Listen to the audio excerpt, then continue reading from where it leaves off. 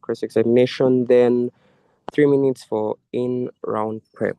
So with that said, first speaker, here.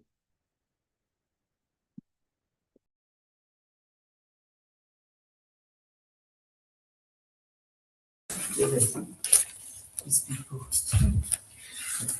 had to shift because they have This house believes that post-colonial nations should actively foster a unified national identity at the expense of preserving distinct tribal and ethnic traditional institutions. I begin my speech at C, A, B, C. So, Chair, I think in the first place, we need to notice what political nations look like, right? I think in the first place, post-colonial nations are type of nations that already have existing divisions within them. What this looks like is that, for example, a country like Uganda, it has a lot of tribes that already form a lot of divisions. That means that they have the Baganda, the Banyankole, the Banyoro, and what so on. What happens with that, or the impact of that, it then creates political divisions. What happens is that every tribe needs needs a person to, like, the president to come from their side. But that means that they think that the person in power, if that person is a Muganda, there's nothing as equality among the tribes, or division of money is not done in the most possible way, and it's not done in the right way. I think for context, these political colonial nations already have existing wars in them. What this looks like is that every tribe needs to prove its superiority amongst others. Well, that means that it's already causing wars that then affect citizens into the country, right? I think then secondly, we need to understand the challenges that come with post-colonial nations. I think in the first place, post-colonial nations, how does this come about? Post-colonial nations are the nations that were colonized in the first place. Why were they colonized in the first place? It's because there was already those existing, like, divisions that exist. Because of scrum and partition, the colony is able to do divide and rule, and then uh create those divisions amongst. There's already national boundaries that were created by colonialists. This already cause divisions among the people. For example, the Samia that are already in Uganda are the same people that exist in Kenya, but they are divided because of the boundaries that do exist. What that means is that the post-colonial nations already have divisions that cause a lot of challenges. Firstly, the first challenge is that, remember, because different traditional institutions or different, like, cultures have a way of exhibiting rights, and but particular cultures, like, violate people's rights or violate human rights. I think then secondly, the divisions already create like economic instability, and cannot, like, create economic stability in that sort of way. So I think in the first place, I think that when we solve these challenges, I think everything will be clear. So I think the first thing that we need to know is about unified national identity. I think a unified national identity should not go to that the Baganda should look like the Bahima, or they should do the same type of stuff. No, I think in the first place, this unified national identity should be bringing people together. What that means is that, for example, a Muganda should, should be united with a Munyankole, but not them changing their tribe or something like that.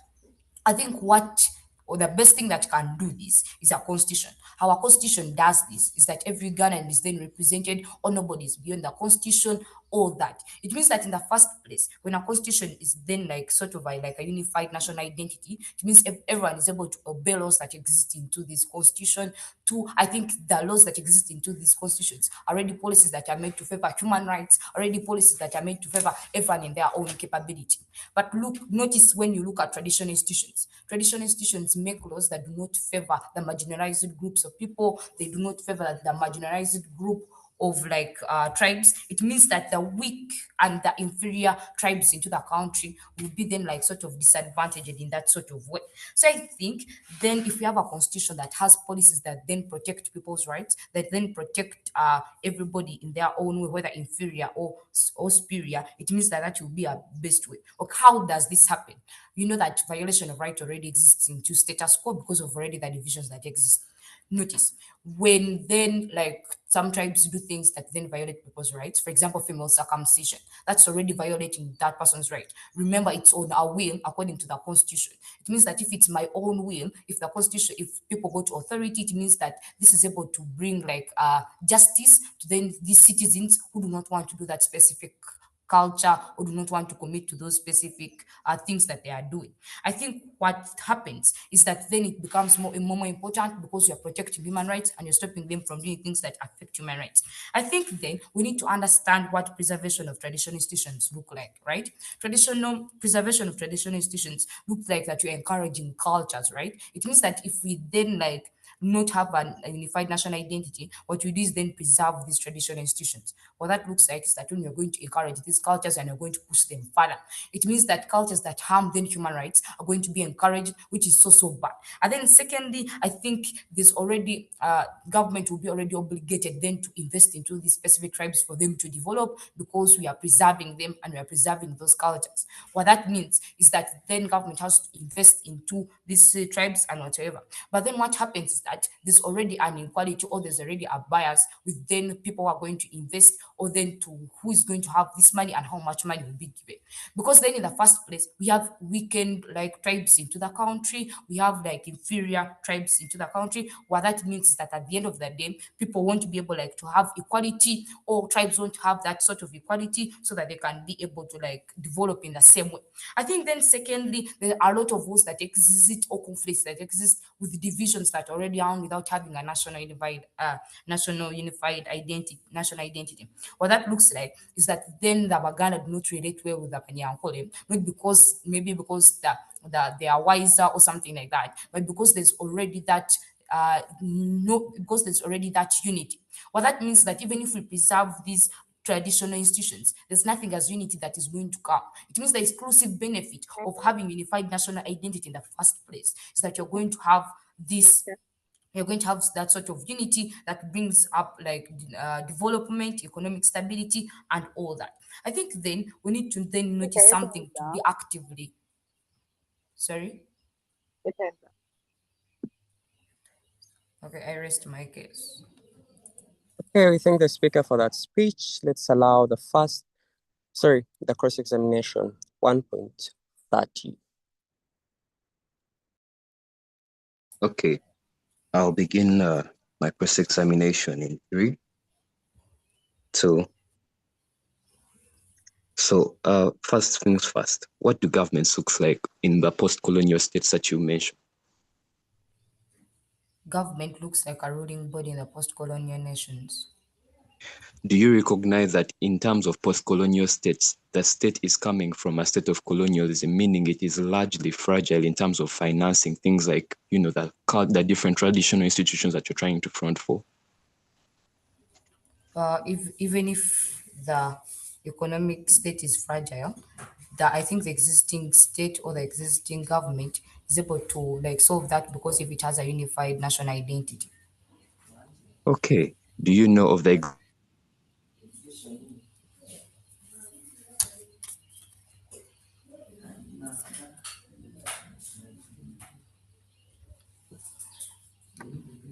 existence of a constitution within this post-colonial?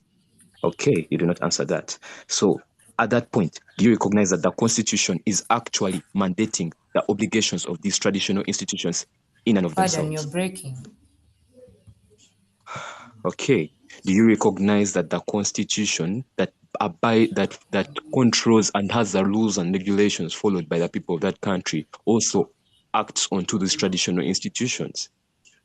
Yes, that's why So we that term it means as a unified national identity.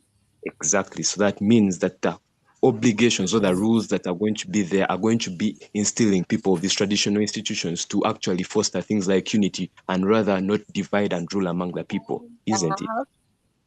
Yes. Okay. Thank you very much. We thank the speakers. Let's have the first negative to open their case. Here.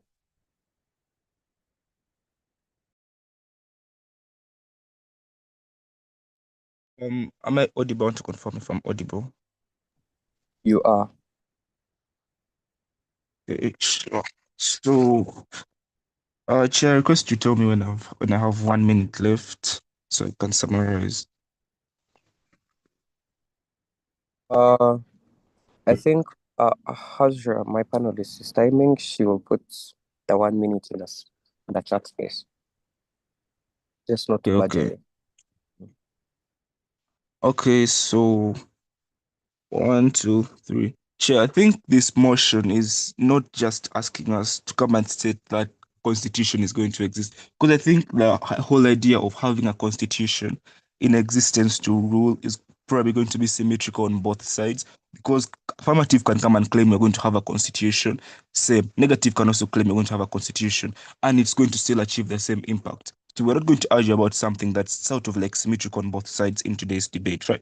Secondly, affirmative comes and tells us that we have unified national identity. Looks like Ugandans are united through the constitution, where the government makes for them like one laws and all. I think that's sort of symmetrical, but they don't show us the real gist behind unified national identity, right? What's mutually exclusive with unified national identity and traditional institutions? They do not show us that, and I think that's a very big flaw what that they bring up from first speech. First of all, I think unified national identity looks like governments then actively pushing for things like a national language, probably like in schools at the expense of other institutions. That looks like even though the school exists within let's say within Bunyoro, and the government decides to say we're using this language as our national identity, that looks like they are all going to have that language being used in that. When let's say the government decides to pick up the traditional institution that had a stronger medium of exchange, and they're all like, yo, this is Buganda. Buganda was using this system of trade and all that. They were doing this. So I think this is a better one. Let's use it in the whole Uganda.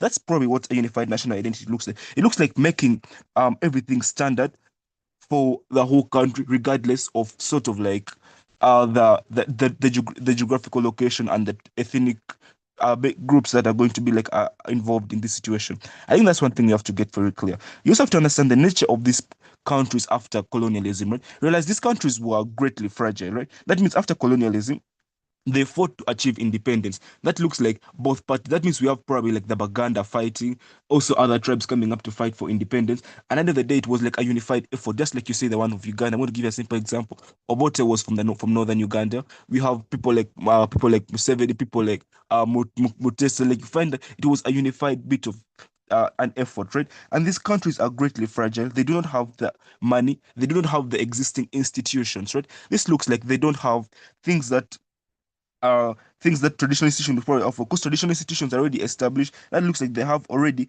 leadership structures that are already established. They have customary dispute resolution uh, systems that are already there. That means if there is an issue and there's such an issue happening in a society, they already know that this is how we solve our issues. We have our clan head, our leadership body. This is how we go to these people. We solve these issues in such way. We have such standard punishments for this and this. That's what we already have in status quo when we have traditional institutions. So, Chair, what do we tell you in today's debate? We tell you, yes, it's nice to have national unity. We actually we would actually want that. But then we come and claim that these countries are not ready to actually have, because if they go ahead and front for unified national unity, the systems that exist within status quo would not then be able to support them to actively pursue such. That means the countries are going to actually collapse in the long run, and they'll have institutions collapsing. That's what we actually tell you. So now, rebuttals. Negative affirmative comes and tells us that there's political divisions, and once they bring up a national unity, there'll be no political divisions. We tell you this is wrong. There'll be more political divisions when you actually go ahead and have a national unified national identity, right? Because people are from different tribes and have different sentiments in this situation. You've just received like independence, right? So you have many other people who are actually actively fighting for political independence. So there'll be a situation where they'll feel this tribe is actually more favored. So in a situation where government decides to actually take up a national language, and even people in Bunyoro are using, let's say, the Baganda's language or in their schools and they're learning such, they're going to have like resent for that. And then you have things such as secession tendencies where people want to actually leave the country. Secondly, we believe that on our side of the house, time's up. Yeah, I did put our minute on the chat space. I don't know if it's okay. Actually, I thought you would unmute, but it's okay. Um, okay. So, Mister. Okay. Let's have the first examination.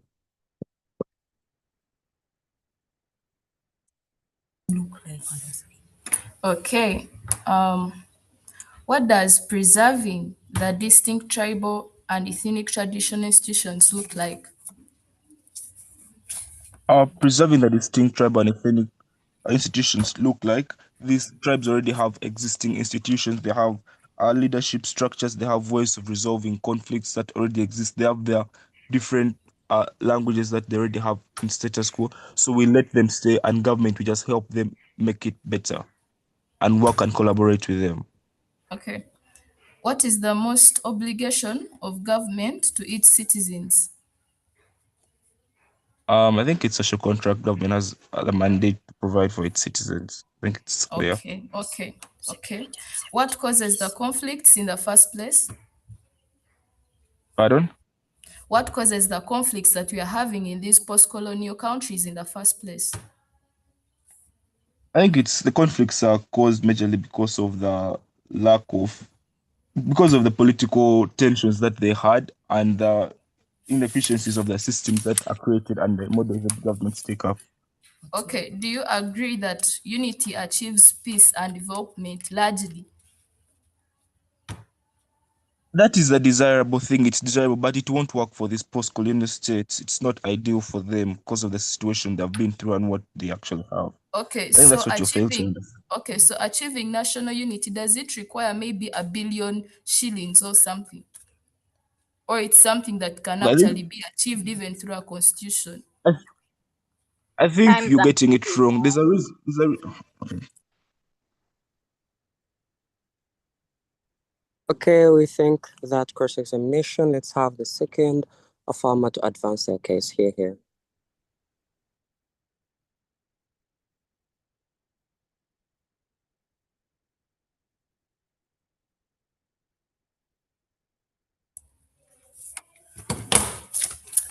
Okay, thank you, Chair.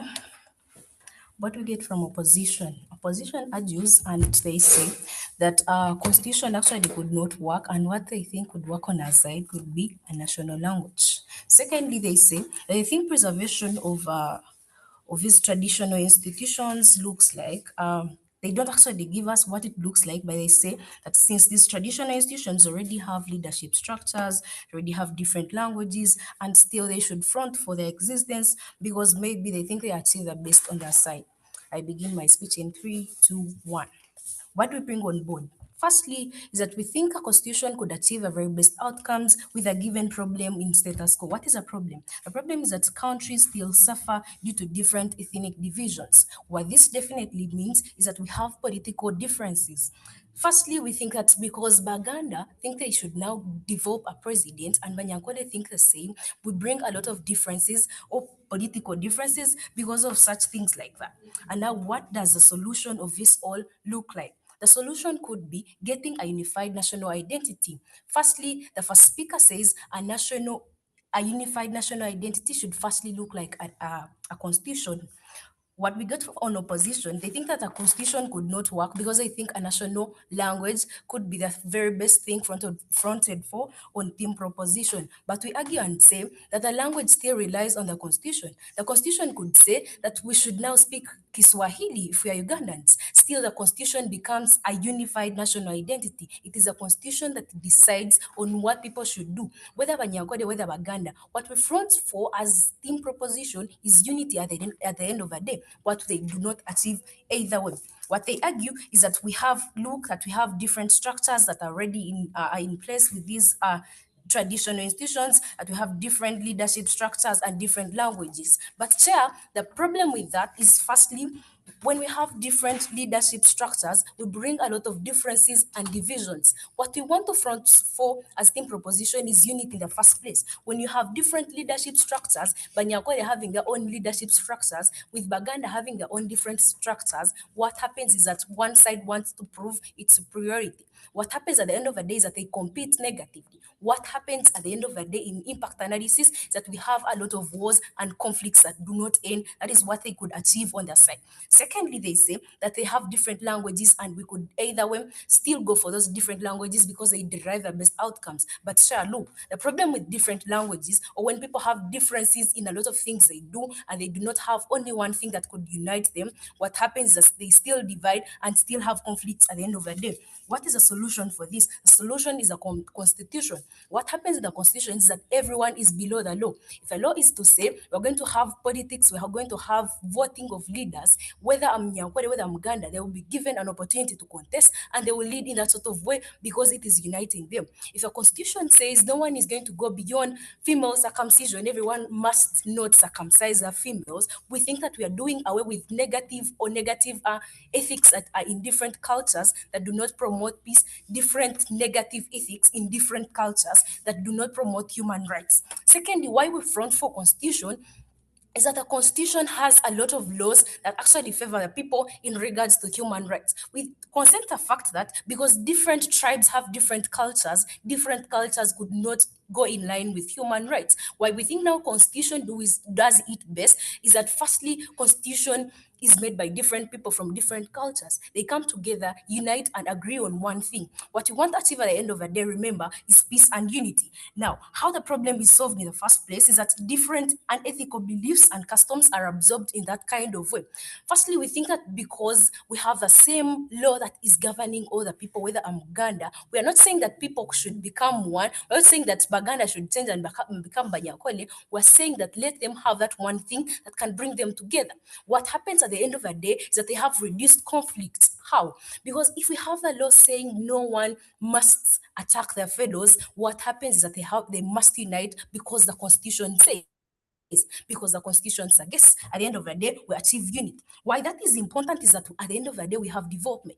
When we have people achieving one goal, when we have unity at the end of the day, we must achieve development. Because firstly, people tend to derive best outcomes because if the constitution has agriculture as a backbone, people tend to go forwards towards agriculture, and we think in that kind of regard we achieve the best outcomes. I rest my case.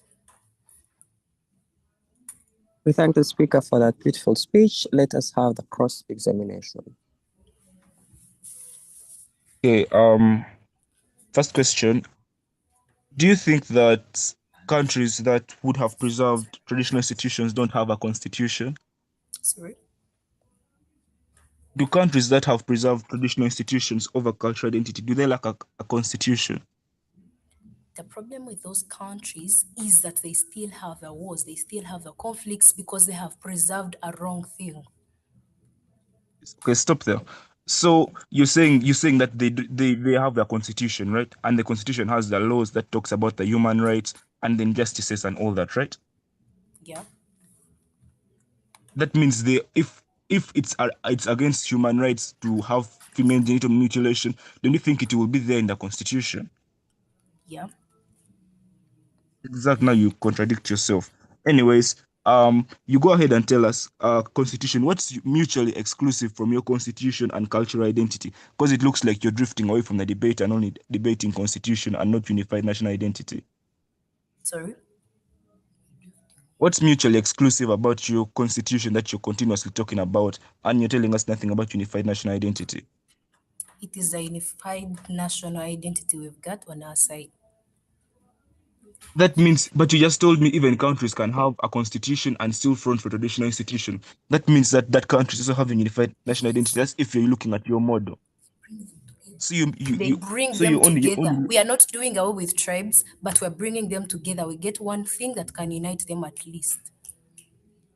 So on your side, as long as a country has a constitution, they already have a unified national identity. Exactly, because it brings them together. No, no. Anyways, okay, you don't get the part that other countries also don't have constitutions, but also preserve tribes. Okay, so how do you solve divisions on your side of the house? We solve divisions with the constitution having laws that unite people at the end of the day. Oh, you actually don't know what you're talking about. Do you realize that when you actually go ahead and front for your side, oh, time up. Okay, I beg to submit. Mute.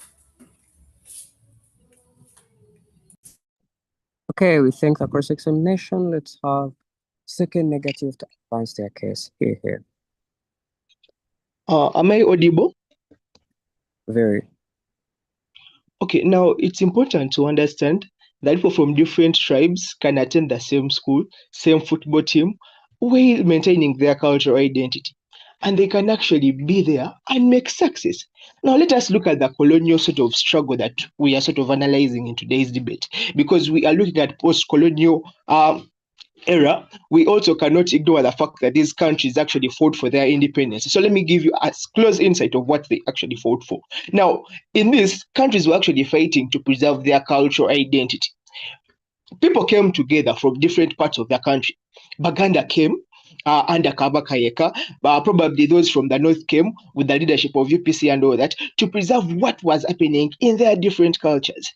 It is important to understand that people from various tribes came together and fought for this sort of identity that we actually trying to analyze in today's debate. It is equally important to understand that the independence struggle was never a demand for uniformity across the country. It was for cultural preservation in different aspects of national development. Now, if you're to look at what they are trying to argue in today's debate, they're simply trying to argue that, oh, we're actually going to create a constitution and all that, but we as team negative, we actually believe that a constitution is supposed to favor the interests and goodwill of people. Now, it's important to understand what is the will of people in today's debate. The will of people is to actually have that sort of cultural identity that they actually deserve and that they actually subscribe to, because no one decides that let me fall under this culture. They just find themselves falling under that specific culture and they want to preserve that culture. However, equally note that by the mere fact that they want to preserve that culture, they equally have interest in preserving the national sort of culture and identity. That is why they join together to fight for independence that we actually attend in this sort of debate. And we're now in a situation of post-colonial sort of a system. Now, in our side of the house, we look at from that side of the house, they come and argue things like political differences. However, this can equally happen in their side of the house where there is sort of uniformity. I mean, people in countries like maybe Kenya or elsewhere where they speak one language, then they have political differences. Okay, let's look at the UK where everything is actually normal, everything is stable, same sort of language, same leaders and all that. There is also political differences. So that is symmetrical. It happens in either sides of the house. If you're to look at superiority complex, we think it also happens in that side of the house because much as you're sort of weakening the traditional institutions, you actually now people are now going to look at sort of regional superiority complex where people are going to be like my region, let's say the eastern region should be stronger than the other regions. That is what is going to happen. So I think it actually passes like on both sides of the house. But equally important to note that we are debating about the tribal or we're debating about sort of cultural institutions, not just cultures. Now, if a culture is not fine, that is what Henry told in first speech. If a specific culture is not fine, the traditional leaders will go on and reverse or reform the culture. And this can actually happen on any time of the day. But however, institutions cannot sort of be killed and all that because institutions are the heartbeat of even the country, or institutions are actually the heartbeat of people's way of life. Now, in our side of the house, we have the things like creating resentment. Now, when you try to weaken cultural institutions, people are actually going to come up in large crowds and sort of fight you because you're actually destroying what they actually believe in. Remember, cultural institutions are very proximate to people and people sort of believe what they say. So if we are to even attain development, national leaders should be like in great touch with the cultural leaders so that these policies are sort of reformed. Things like PDM easily reach people, and actually we have the sort of development that we seek for as a post-colonial nation. We look at multiple identities being able to coexist. One can be a member of of an ethnic community. Let's say I can be a Musoga, but I'm also a Ugandan. I'm an East African. I'm a student. Let's say I'm a Christian. These are different cultural identities that can actually coexist and people live peacefully and in harmony, knowing that we are of different identities, but we can actually coexist. I mean, because someone is from a different tribe, for them they're trying to say that because probably we have different cultures and all that, people won't be able to relate. But just like I told you, people of different tribes can come together and do something. Just like the road to independence was, where they came together to fight for independence. Even in current status, they can come together and be on the same football team and go participate in a championship, in a tournament, and actually get us the victory that we actually deserve. We also talk about traditional institutions, not necessarily standing for tribalism. It's important to understand that cultural leaders have often come or can actually come on board and encourage their people to not to be tribalistic. Let's say if the Kabaka of Buganda came on board and told the people of Buganda to properly interact with people from, let's say, Busoga, Bunyoro, and what. And then the president also came and said that who would people actually take more serious, and actually, okay, not necessarily serious, but who will people most probably listen to? It is going to definitely be the cultural leader. It's important to understand that even activities of the cultural leadership are constitutional in kind. And actually, in our side of the house, we think constitution will be effective only if it actually puts people's interests and goodwill at the forefront, because people have interests. If the constitution is not favoring people's interests, we are going to have things like riots, we are going to have demonstrations and all that, basically pushing for sort of reforms. But equally, on practicability, we still think that a constitution can only be effective if it's practically reaching out to the different people, and how people actually categorized in tribal institutions, identities, and all that. And if the constitution does not reach out to people at such levels, then even the constitution they're actually talking about will be less effective. That is why constitutional effectiveness is more in our side of the house, because people are actually feeling that, what people want is actually in the constitution. When they talk about things like creating unity, uniformity does not necessarily mean unity. People can speak the same language, people can be of the same whatever, but then they actually continue to fight.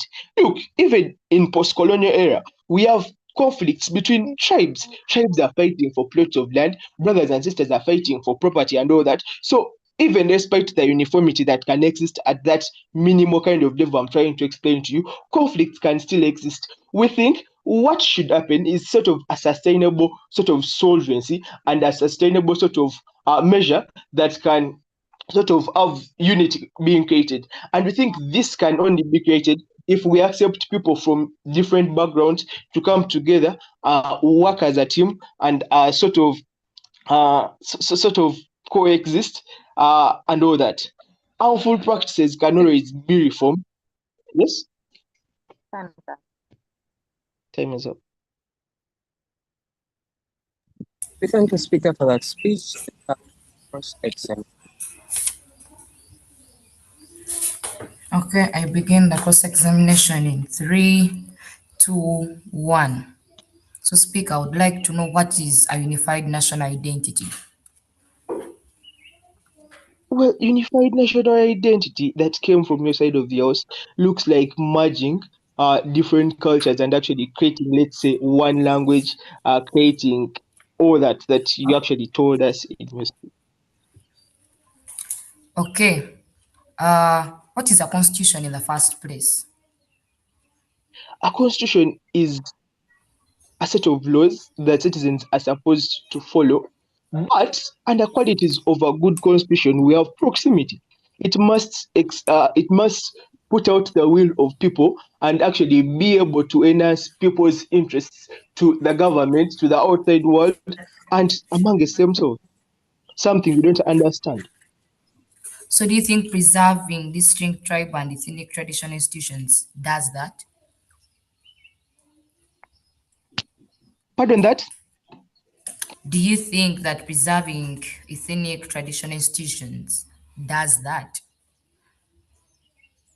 Yes, it can. It does it because we are sort of having people from different cultures coming together to be controlled by one constitution.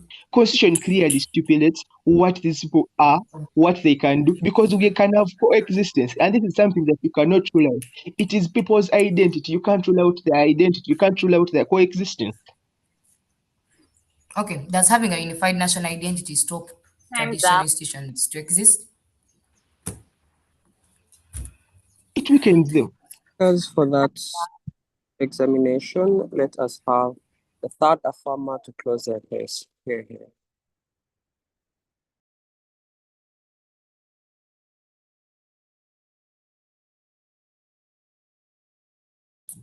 Prep time. Can I have 1 minute for prep? Okay.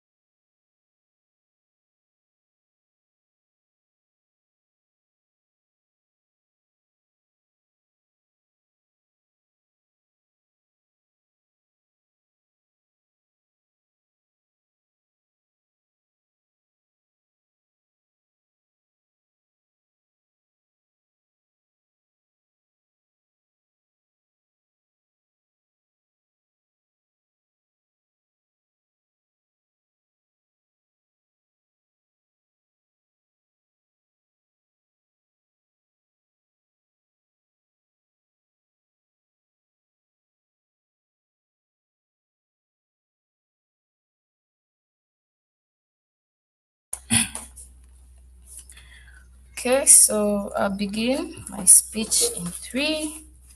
One, two, three. So, Chair, I think it's very important for us to understand why Team Prop is actually fostering for a constitution in the first place. What Queen and Sarah show you, they explain to you that hey, with a constitution, we are going to achieve national identity. We are going to achieve unity. That at the end of the day, we need to know that the exclusive benefit is unity and peace, what they don't achieve on the other side of the house. Now, Chair, what do they present in that kind of case? Well, you okay, well, they come and say that we have more political divisions, but I think this is not actually true, because at a point in time where we have many tribes conflicting, where we have, for example, you find that Baganda maybe are conflicting with Abanyankore. In that kind of situation, we think there are more conflicts, we think there are more wars in the world. What our world achieves is that, hey, with a constitution, people are able to follow up, or they're able to follow all the laws that are in that constitution. But also, Chair, we need to understand that the basis of forming a constitution is they actually look at all kinds of premises. They look at everybody, they look at all the tribes. What that means is that now our constitution becomes fairer than now having divisions in that kind of regard. Now, also, when the second speaker tells us about the independence, well, the independence was actually achieved when these people first came together and they unified through having the same set of laws, through having the same language. Even the language they're actually telling us it falls under the constitution. What this means is that with national unity, then we can achieve the exclusive benefit, which is peace, which is development, and all that kind of sort. Now, also, we need to understand that Team Prop is not doing away with these tribal institutions, no. But the motion clearly states that at the expense of, at a time where these two are conflicting, which one should be given more precedence? That is what we are arguing. We are trying to say that with national unity, we can achieve a better exclusive benefit. Well, they don't even show us maybe what they're actually achieving at the end of the day. Even when they tell us that with tribal institutions, we can still achieve the unity, we can still achieve the peace, it is actually not so true, because at the end of the day, we shall always have these tribes conflicting. For example, Chair, look at the countries in the Gulf where we have these Arab countries. There are very many countries. We have the Iran, the Iraq, and all that. But these people are under this, they are unified because they have this sort of identity. They identify themselves as Arabs. Why this is very important and very good is that at the end of the day, they are able to solve very many conflicts. At a point in time where maybe these countries did not have a certain maybe language to unify them, or maybe a certain constitution constitution to actually say that they are all following the same laws, then it would be very detrimental to them because they would be fighting now and then. But at a point in time where now they have something that is unifying them, they have something like a set of laws that is actually helping them to be together, then that means that it has helped them up to date to actually have some sort of peace in that regard. Now also understand that when they come and tell us about the coexistency, you need to understand that the coexistency actually is more, it is more practicable on our side of the house. How is this? Well, we show you that with this kind of set of laws, like a constitution, all people are following the same laws. Yeah, remember, this constitution was formed basing on all kinds of people, all spheres of the country. What this means is that people are able to actually not conflict because they're all doing the same things, they're all following the same sort of thing. But at a point in time, like they argue, if we have different institutions, then that means that they are going to be conflicting every now and then. I beg to rest. I thank the speaker for that speech. Let's allow the third mediator to close their case. Here.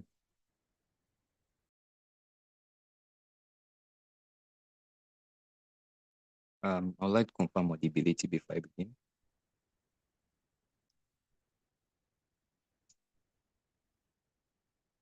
Chair, am I audible?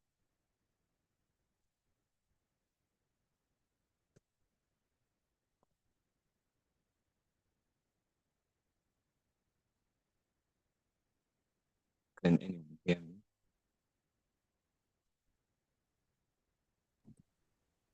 Speaker. Thank you very much. I'll begin my speech. 3, 2, 1. Chair, I think one very important aspect that was stated in this motion is the fact that this debate is not existing in a vacuum. This debate is existing in post-colonial nations. Now, that's something that team proposition clearly failed to understand, and I'm going to show you why that's so, right? We clearly characterize for you what post-colonial nations look like from past speech. We showed you that these are large, fragile nations, right?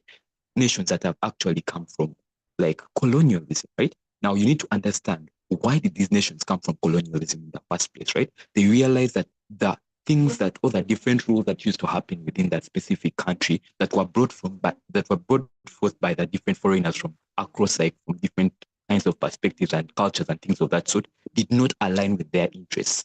Whose interests are those? You're looking at the interests of the people within that country, right? Now, this is where Grace Samuel actually comes in with something very important, which is the will of these people, right? Now, that is inherently why these people went ahead, go ahead and fight in the first place to get this colonialism out of them in the first place, and like have this kind of thing where they have their own kind of lifestyle, where they only have their own kind of like rules that are written through the constitution that is in line with the wills and the interests of these individuals, right? Now, a very thing, something that I want to clear out, like from rebuttal from first point, is the thing around the constitutions, right? Constitutions are not made like cause stress amongst the traditional institutions or like not align with the individuals of that people, right? They're actually meant to actually like integrate these traditional institutions within the existing systems, right? Why is that so? Because we currently show you that the rules that and regulations that exist within those different constitutional amendments and things of that sort are actually put there to actually align with the citizens' wants, right? The citizens' rights, the citizens' people, what the citizens want of that country, right? And this is largely meant to protect these people, right? Not to actually attack the traditional institutions. So it means at the end of the day that the arguments that they come and front for around the constitutional things and all that sort of stuff does not actually work in this kind of debate and will not actually go for. And it's not even a point of contention, I think, at this point. So now, analyzing for you who best achieves the unity that comes from the both sides, right? Now, what team proposition says is that they will only have the unity coming forth if they actually front for something like national unity, which they do not even characterize for us. But we do them the pleasures and we characterize for them the national unity looking like the people going ahead to have like a single language, to have like something like unifying them at once, right? Now, what does that mean? We show you that these people have different interests. These people have different wills. These people have different things in their minds. They have different cultures that they subscribe to.